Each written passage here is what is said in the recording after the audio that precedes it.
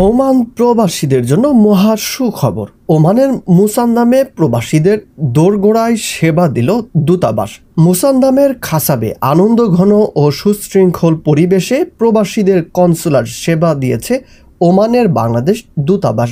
শুক্রবার থেকে রোববার পর্যন্ত দূতাবাসের কাউন্সিলর রওশন আরা পলি এবং লেবার কাউন্সিলর রাফিউল ইসলামের নেতৃত্বে একটি ভ্রাম্যমাণ টিম প্রায় 400 প্রবাসীকে এই সেবা দেয়। আর দুয়ারের কাছে কাঙ্ক্ষিত সেবা পেয়ে সন্তুষ্ট প্রান্তিক এবং মূল জনপদ থেকে বিচ্ছিন্ন থাকা প্রবাসীরা। এছাড়া নতুন করে আরও প্রায় 200টি পাসপোর্ট এবং 85টি MRP এনরোলমেন্ট সম্পন্ন করা হয়।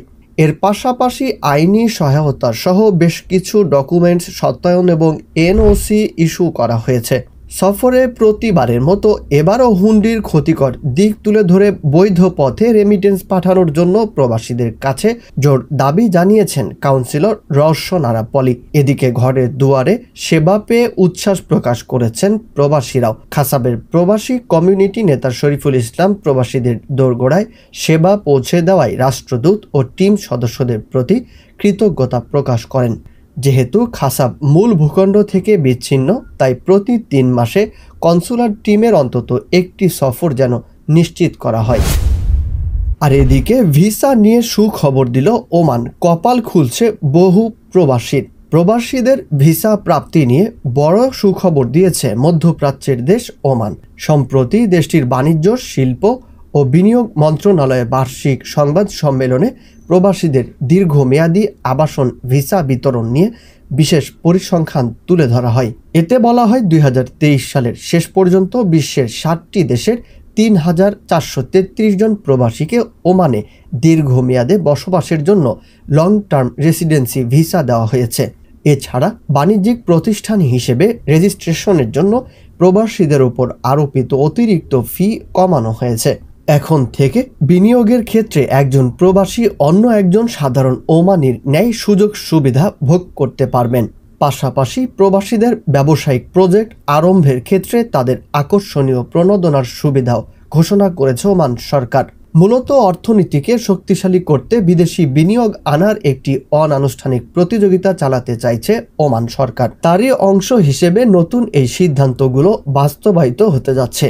এছাড়া সাম্প্রতিককালে এ ধরনের ভিসা দেওয়ার হার অনেক বাড়িয়েছে দেশটির কর্তৃপক্ষ। যদিও ভিসা নিষেধাজ্ঞার কারণে নতুন করে কোনো বাংলাদেশি এই সুবিধা ভোগ করতে পারবেন না, কারণ ভিসার অপব্যবহারের কারণে গত বছর 31 অক্টোবর বাংলাদেশি নাগরিকদের জন্য সব ধরনের ভিসা সুবিধা বন্ধ করেছে ওমান। জনশক্তি কর্মসংস্থান ও প্রশিক্ষণ ব্যুরো BMET সূত্র বলছে, কবে নাগাদ এই ভিসা চালু হতে পারে তা একেবারেই অনিশ্চিত। এছাড়া ভিসা চালুর জন্য গত ডিসেম্বরে সরকারের পক্ষ থেকে ওমানে একটি খসড়া সমঝোতা স্মারক পাঠানো হয়। তবে এ ব্যাপারে ওমান সরকারের পক্ষ থেকে কিছু জানানো হয়নি বলে জানিয়েছেন প্রবাসী কল্যাণ মন্ত্রণালয়ের কর্মকর্তারা। আর এদিকে এবার ওমানে চুরির ঘটনায় 7 প্রবাসীকে হাতে নাতে ধরল রয়্যাল ওমান পুলিশ। ওমানে বাসা বাড়িতে ঢুকে জুয়েলারি ও মূল্যবান সম্পদ চুরির ঘটনায় 7 জন প্রবাসীকে আটক করেছে রয়্যাল ওমান পুলিশের অপরাধ তদন্ত বিভাগ। তারা মাস্কাট এবং দক্ষিণ আল বাতিনায় ছোট বড় অন্তত 30টি চুরির অপরাধের সাথে যুক্ত। প্রবাসীদের 7 জনই এশীয় অঞ্চলের নাগরিক বলে নিশ্চিত হওয়া গেছে। পুলিশ জানিয়েছে, আটককৃত প্রবাসীরা রাতের বেলায় বিভিন্ন বাসা বাড়ি টার্গেট করে রেকি করতেন, খোঁজ রাখতেন কোথায় কি রয়েছে, পরে সুবিধাজনক সময়ে গিয়ে চুরি করতেন তারা। এই প্রবাসী চোরেরা খেয়াল রাখতেন কোন বাসা ফাঁকা রয়েছে কিংবা কোনটায় নিরাপত্তা কম। বাড়ির মালিকের অনুপস্থিতিতে তারা বেশিরভাগ চুরির কাজে সফল হয়েছেন। এক নির্দেশনায় পুলিশের তরফ থেকে নাগরিক ও প্রবাসীদের সতর্ক করে বলা হয়েছে, নিজেদের সম্পত্তির সুরক্ষায় তারা যেন আরও সচেতন হন।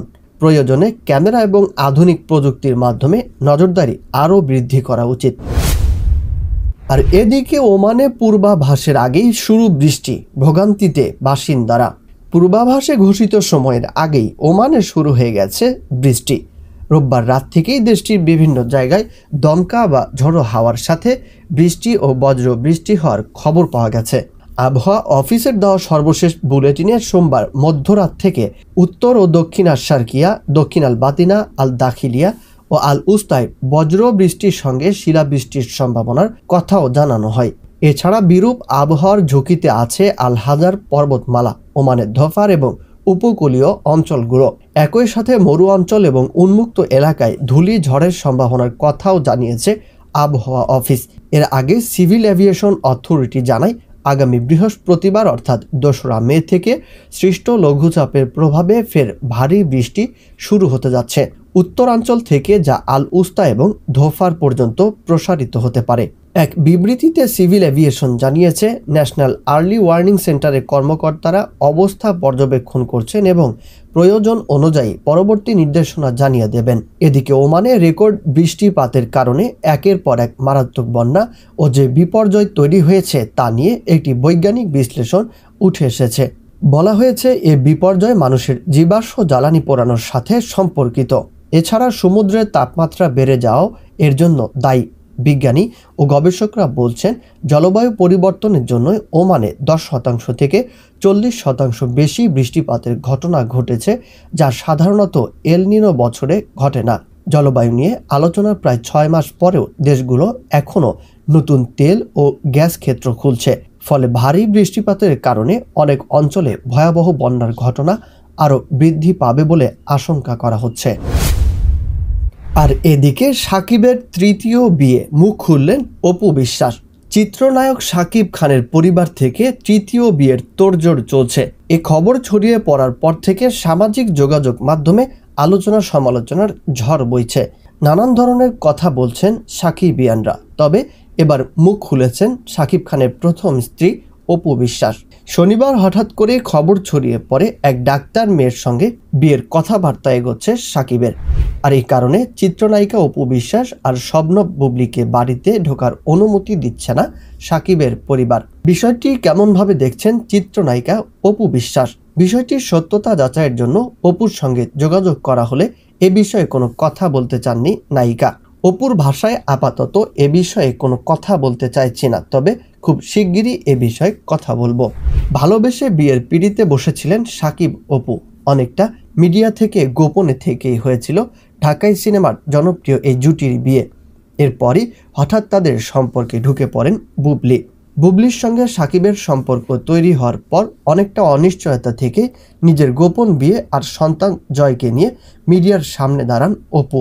অনেক নাটকীয়তার পর সাকিব অপু প্রকাশ্যে সংসার শুরু করলেও সে সংসার বেশি দিন টিকেনি। এরপর অপুর সঙ্গে বিচ্ছেদ ঘটিয়ে বুবলিকে নিয়ে সংসার পাতেন সাকিব। সে সংসারও ভেঙে যায় সাকিবের। দিন গড়ানোর সঙ্গে সঙ্গে বুবলির সঙ্গেও দূরত্ব তৈরি হয়। এই মুহূর্তে 2 সন্তানের বাবা হলেও সিঙ্গেল জীবনই কাটাচ্ছেন সাকিব।